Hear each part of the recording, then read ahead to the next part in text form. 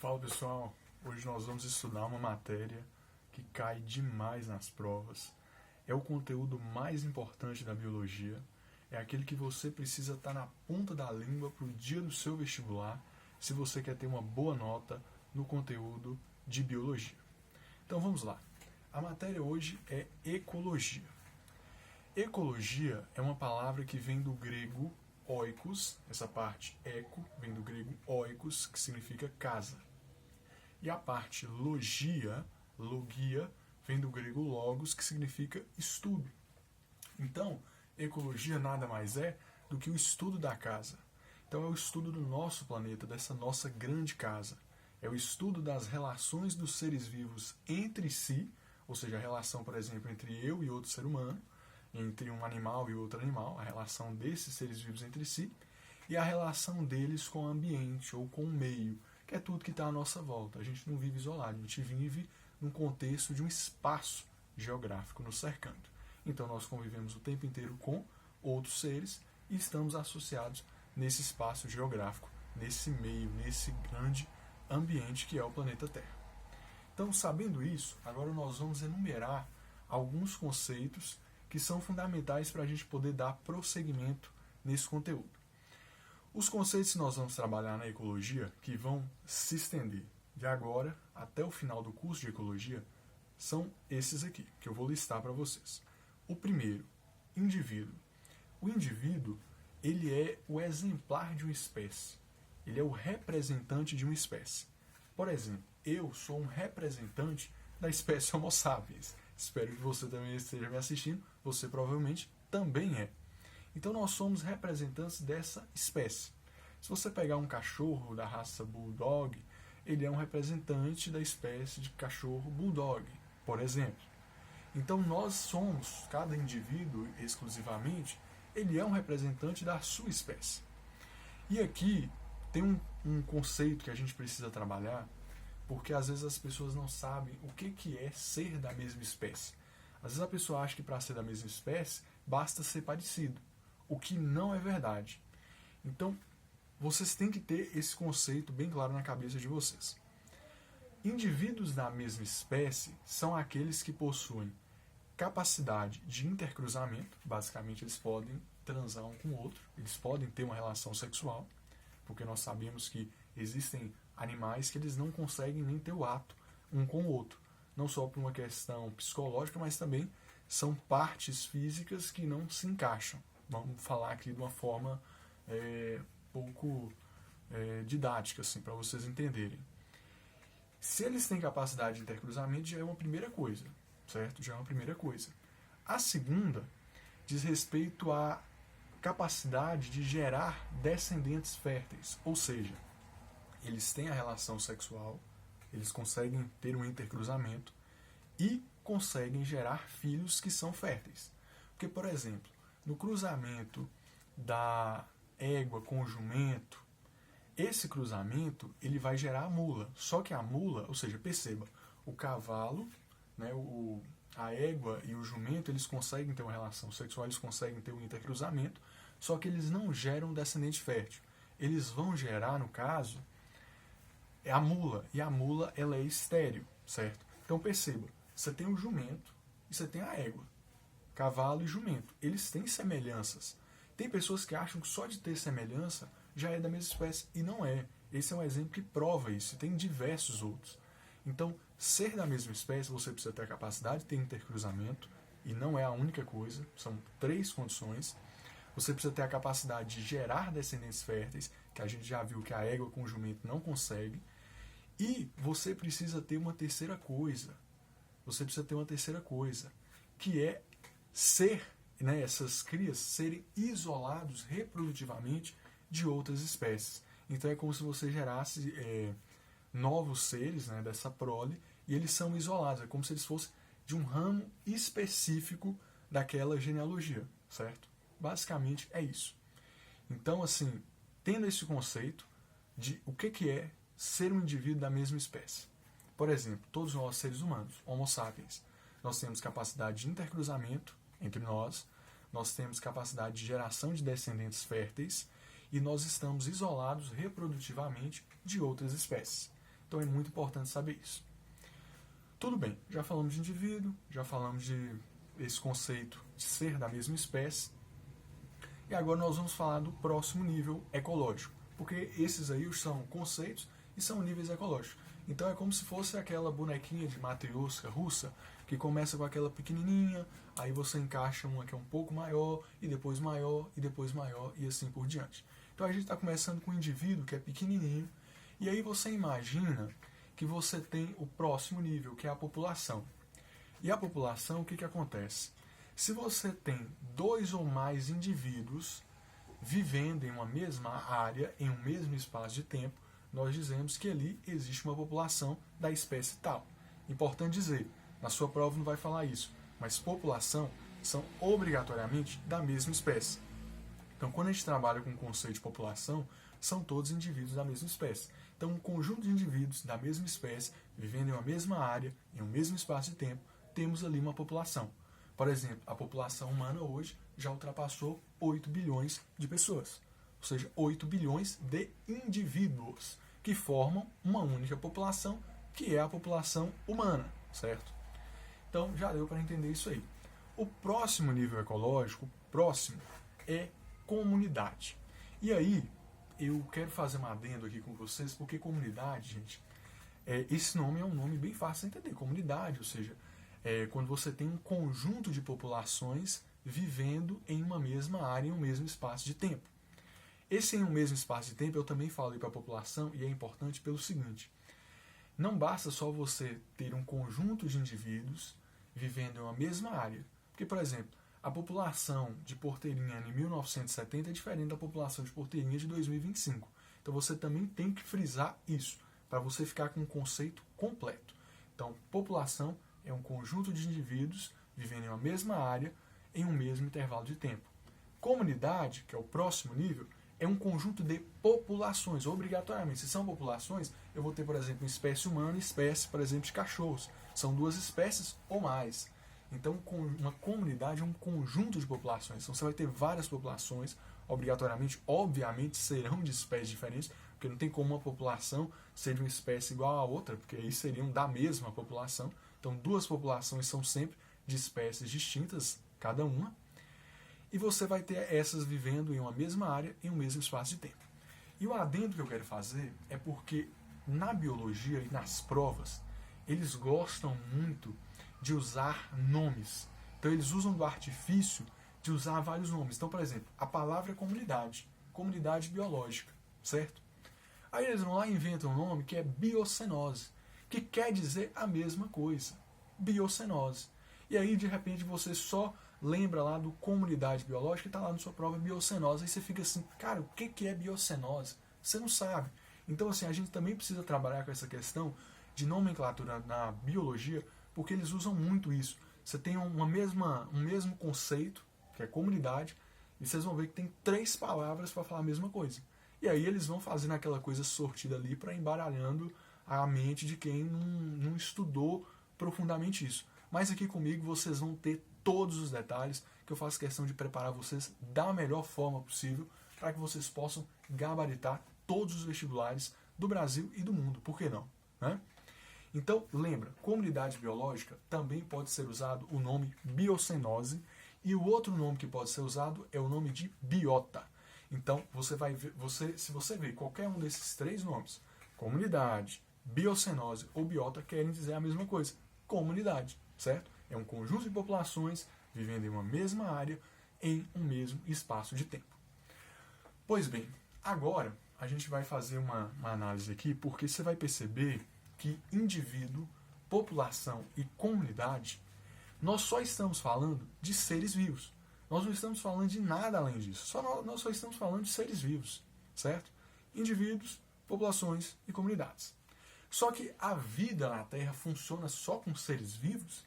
Você não tem o sol, você não tem a temperatura, o clima, a chuva, raios, você não tem terremotos, você não tem coisas que acontecem que não são necessariamente seres vivos, são coisas não vivas. É o que nós chamamos de fatores abióticos. Tudo que nós falamos até agora diz respeito aos componentes ou aos fatores bióticos, ou seja, os fatores vivos, que são os seres vivos.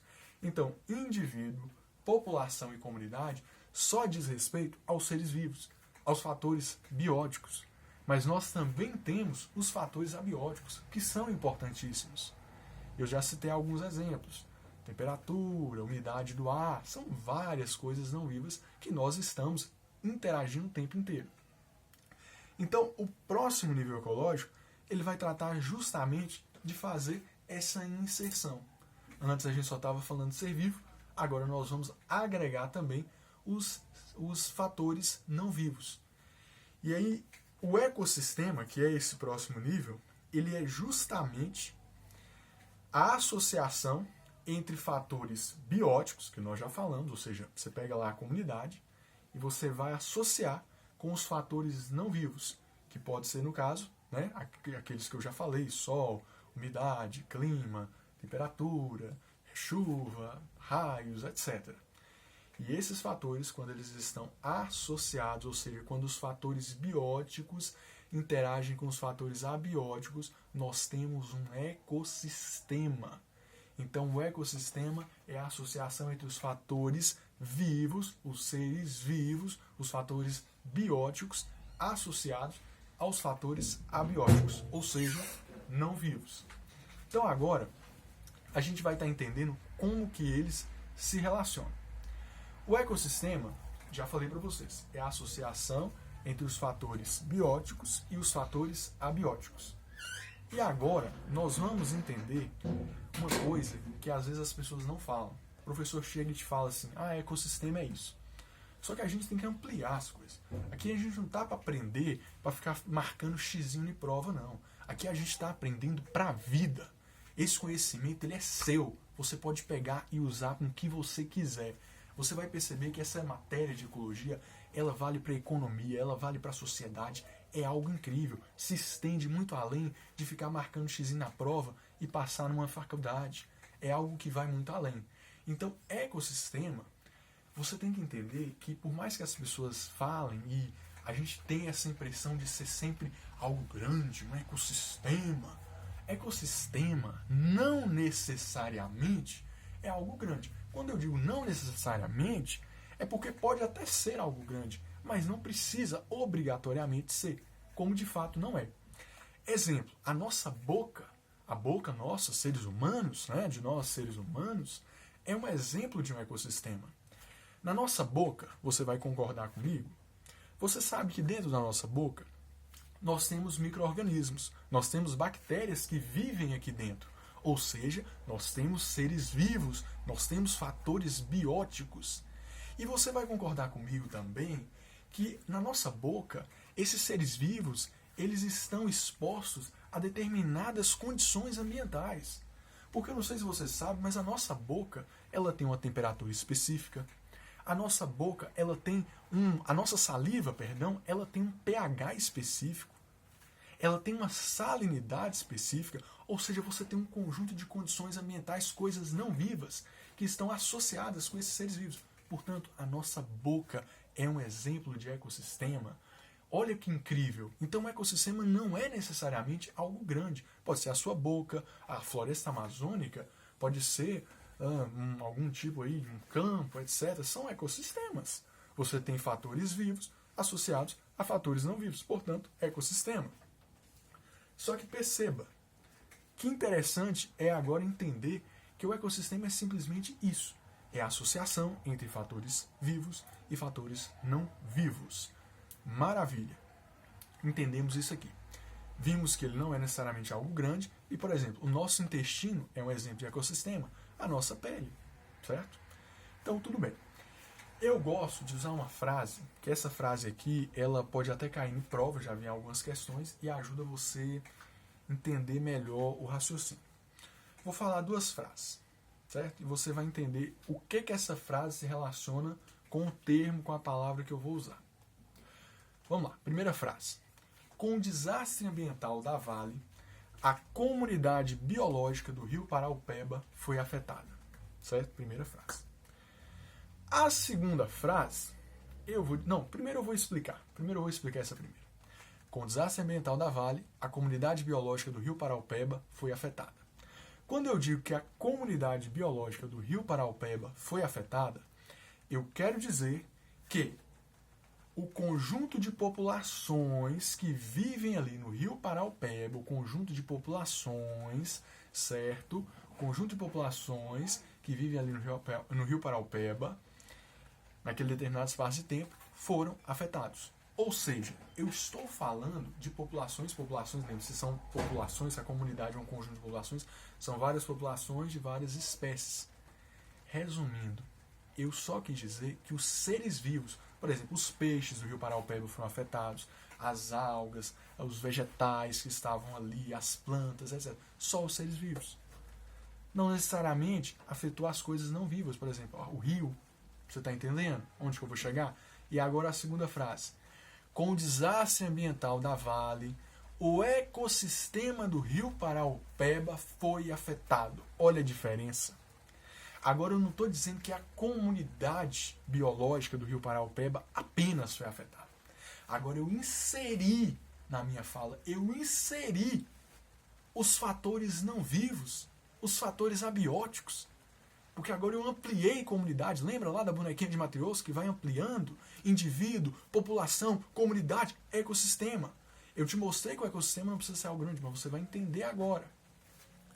Quando eu digo que o ecossistema do Rio Paraupeba foi afetado, eu quero dizer que sim, os seres vivos daquele rio que vivem ali foram afetados sim.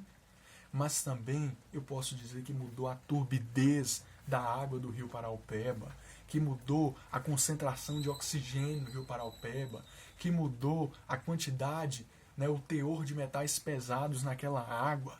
Perceba, eu inseri na minha fala os fatores não vivos. Olha que maravilha.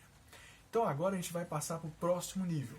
E esse nível, você percebe que essa aula aqui, eu estou aqui num espaço aqui grande, meio bagunçado, sim, mas o que importa é o que eu tenho a dizer para vocês. O que importa são as palavras e não esse conteúdo. Apesar que no futuro eu quero trazer para vocês um conteúdo bem melhor. Mas esse aqui é o primeiro vídeo que eu estou fazendo, então vai ser assim mesmo. Só com as ideias que estão aqui na cabeça e com o desejo de fazer vocês realmente aprenderem ecologia de verdade. Então vamos lá. Bioma. Eu gostaria de ter aqui um mapa do Brasil que tivesse com a área achurada do bioma amazônico. O que vocês vão perceber com essa analogia que eu estou fazendo?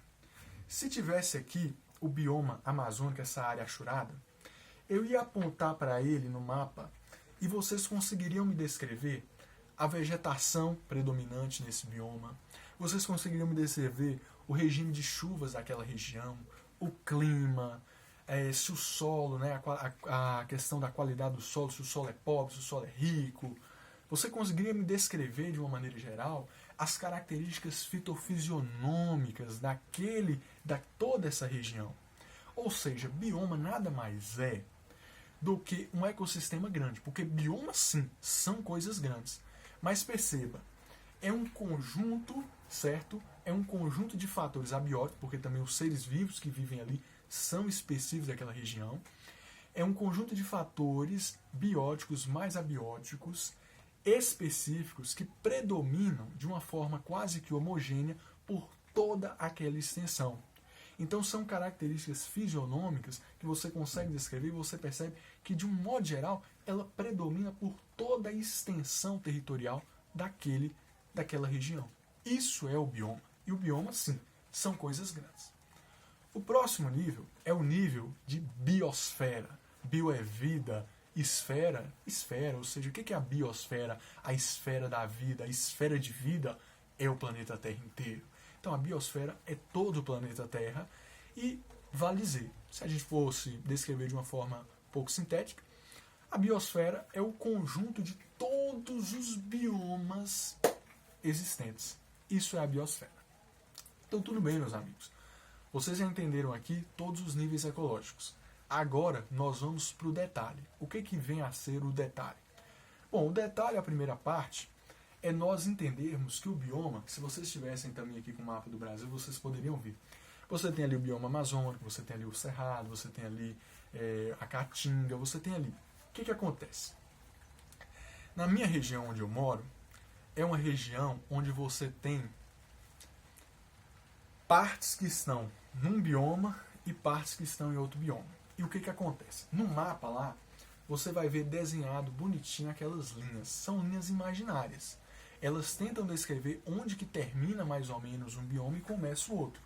Só que o que acontece? Se você tiver com um pé lá na Caatinga e um pé no Cerrado, você não vai sentir um clima mais quente aqui na Caatinga e aqui um clima mais assim no Cerrado. Você não vai ver aqui como se fosse um mundo de um jeito. Aqui é o mundo do Cerrado, com as espécies do Cerrado, com tudo Cerrado. E aqui você está com o pé nas coisas da Caatinga. Não. No mundo real, na vida real, não é assim. Você não está com um pé aqui e com um pé aqui em outra coisa totalmente diferente. Não. O que acontece é que nessas regiões que se encontram aí entre os dois biomas, nós vamos ter uma região chamada de ecótone. Ecótone é uma área de transição entre dois ambientes, ou entre dois biomas, ou entre dois ecossistemas. Porque nessas regiões, meus amigos, você vai encontrar tanto vegetação de um bioma como do outro, como acontece na minha região. Você tem tanto espécies, seres vivos de um bioma, convivendo e vivendo numa região que é o oposto da outra. Então você tem espécies de um, espécies do outro. Você tem árvores de um, você tem plantas de um e plantas do outro naquela mesma região. Resumindo, você tem um pouco dos dois mundos. Aqui eu só tenho Cerrado, aqui eu só tenho Caatinga, aqui eu tenho um pouco dos dois.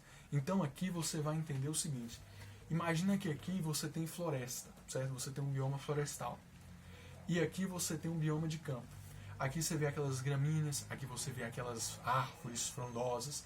Aqui no meio você tem uma área de transição.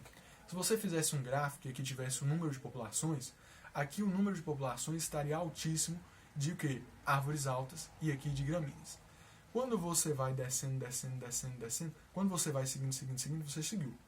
Quando você vai descendo aqui, vai diminuindo o número de árvores, diminuindo até chegar a zero no campo. Aqui vai diminuindo, até chegar a zero na floresta.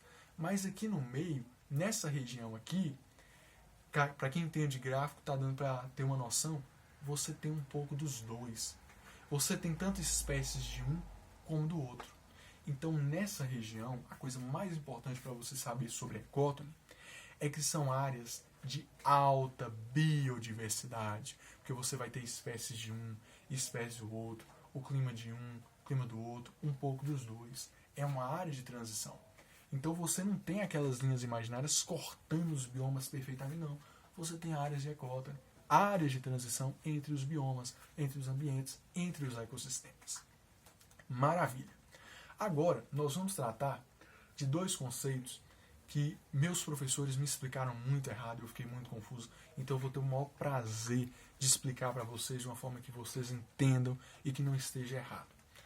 O conceito que nós vamos tratar é de habitat e biótopo. O que vocês precisam entender? Habitat, o habitat de tal espécie. Habitat é o lugar onde vive uma espécie, certo? Por exemplo, o habitat do leão lá na savana africana, certo? É o habitat dele, onde ele vive. O meu habitat é na casa onde eu moro, tal número, tal cidade, tal região, pá. Esse é o meu habitat, certo? Então o que acontece? Habitat nada mais é do que o lugar onde vive uma espécie, um indivíduo, beleza? Isso é habitat. E aí nós temos, gente, que entender o seguinte. A outra palavra chama-se biótopo. O que é biótopo? Biótopo, vocês vão entender por que é importante vocês conhecerem vários nomes. Biótopo não parece um biocenose e não parece ainda mais um biota, que eu falei lá atrás que era o mesmo que comunidade. Comunidade é igual a biocenose, que é igual a biota. Biótopo não parece com biota e não parece com biocenose? Pois é. Biocenose, biota, comunidade, diz respeito ao, lembra lá? Os fatores, bióticos, seres vivos, conjunto de populações, vivendo na mesma área, em um mesmo espaço de tempo. Já o biótopo, gente, é o conjunto de fatores abióticos de uma determinada região, em determinado espaço de tempo. É como se fossem os fatores não vivos. Clima, tal, aquele monte de coisa que eu já falei para vocês. As coisas não vivas, os fatores abióticos. Então o biótopo de uma região é esse conjunto de fatores não vivos. Isso é o biótopo. Basicamente é isso. Então vocês já entenderam o que é habitat e biótopo. E agora vem a melhor parte. É a parte do nicho ecológico, gente. Por quê? Essa parte é muito importante para a vida da gente também, para a gente entender como que as coisas funcionam. Bom, nicho ecológico, o que eu tenho a dizer sobre nicho ecológico é o seguinte. O nicho ecológico, ele é tudo que uma espécie realiza no meio. Inclusive, o próprio habitat, ele faz parte do nicho ecológico daquele determinado indivíduo, daquela determinada espécie. Porque o nicho ecológico, ele é tudo que aquela espécie realiza no meio. Ele é o papel ecológico da espécie. Se a gente fosse fazer uma analogia, seria como se fosse um emprego da espécie. Por exemplo, o habitat é a moradia onde ele mora. E o nicho é como se fosse um emprego. É mais do que um emprego. É tudo que ele precisa para viver, é tudo que ele realiza, é tudo que ele faz, entendeu? Então, por exemplo, tal animal, ele se alimenta assim, ele se reproduz assim, ele hiberna em tal período, ele caça de dia, caça de noite, se reproduz em tais épocas do ano, ele é assim, ele é assado. Sabe esse monte de características que a gente vê quando a gente pega, às vezes, um livro de biologia e fica falando que essa espécie é assim, assim, assim, esse monte de coisa. Tudo isso diz respeito ao nicho ecológico daquela espécie. É o papel ecológico dela. É tudo que ela realiza no meio. Isso é o nicho ecológico. E aí o que a gente precisa entender sobre nicho ecológico? Bom, primeira coisa que a gente precisa entender é que existe também um nicho efetivo, ou também chamado de realizado, e existe o nicho fundamental. O nicho fundamental, gente, é como se fosse assim. O que é que você precisa para viver? Dinheiro, casa boa, carro bom, comida boa e tal, aquele monte de coisa. Todo mundo quer. Tudo do bom e do melhor. É como se fosse tudo do bom e do melhor para aquela espécie. É água, é presas à vontade, é conforto, é um monte de espécies para reproduzir. Sabe aquele mundo ideal? Esse é o nicho ecológico fundamental da espécie. É o que eu chamo de condições fisiológicas ótimas. É o ideal para ela, certo? Esse é o nicho ecológico fundamental. E o nicho ecológico efetivo ou realizado, lembra lá, efetivo ou realizado, porque a biologia ama isso, de falar de uma coisa e usar vários nomes para se referir à mesma coisa. Nicho ecológico efetivo ou realizado, o que é o efetivo? O que é o realizado? É aquilo que é na prática. O ideal no mundo dos sonhos era ter tudo isso, aquela maravilha. Mas na realidade, na prática, você não consegue isso. Então, na prática, o seu nicho ele é efetivo. Porque você adicionou predadores, você adicionou competidores, parasitas, um ambiente hostil. Você queria ter tudo aquilo. O ambiente ele poderia até te ofertar tudo aquilo do bom e do melhor. Mas agora chegou competidores, chegou pessoas que vão competir por aquilo tudo. Então, o seu nicho ecológico fundamental estava aqui. Agora, efetivamente, ele caiu para cá. Entendeu? Então, esse que é o lance. O nicho ecológico efetivo é o que de fato acontece na vida real. Pois bem, já entendemos o nicho ecológico e agora só para complementar. Gente, eu vou fazer duas analogias com vocês porque tem uma coisa que às vezes as pessoas erram muito, tá? E eu não quero ver de maneira nenhuma vocês errar. Vocês vão saber muito bem esclarecer tudo isso. Ó, vamos lá. O que acontece? Às vezes tem um gráfico que pega lá, por exemplo, 3 espécies de pássaros. Você tem um pássaro A, um pássaro B e um pássaro C. E aí você tem também no gráfico ali indicando a porcentagem na dieta, certo? E você tem embaixo o tamanho em centímetros das sementes. Então você tem pássaros, 3 espécies de pássaros, que se alimentam de sementes, certo? E essas sementes correspondem a um certo percentual na dieta de cada um. Por exemplo, o pássaro A come sementes de 1 a 3 centímetros. O pássaro B come espécies de 2 a 5 centímetros. E o pássaro C come sementes de tamanho de 6 a 7. Perdão, de 4 a 7. O que vocês vão perceber? O que é topado em cada um, ou seja, o que ela mais come, no caso da A, é de 2 centímetros. No caso da B, é de 3 centímetros. Isso aqui são valores que eu estou jogando, tá? Isso aqui não tem, como é que eu vou descobrir? Não, estou só